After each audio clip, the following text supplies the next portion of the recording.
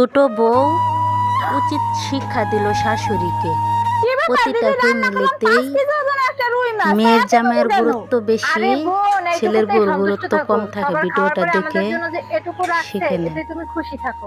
তাই বলে 5 কেজি ওজন একটা রুই মাছ তার মেয়ে আর জামাইকে খাওয়াই ফেলবে?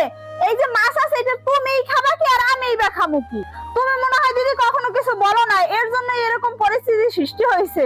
আর আমি হলাম নতুন বউ, এখন আমার সাথে এগুলাই করতেছে। এখন তুমি আর আমি মিলে যদি এর কিছু না করি তাহলে এইভাবেই চলতে থাকবে। 2 দিন পরে দেখো তোমার স্বামীও তোমার কথা শুনতেছে না। দাঁড়াও, আজকে আমি এর একটা কিছু করবই করব। যাস না বোন, যাস না, দাঁড়া।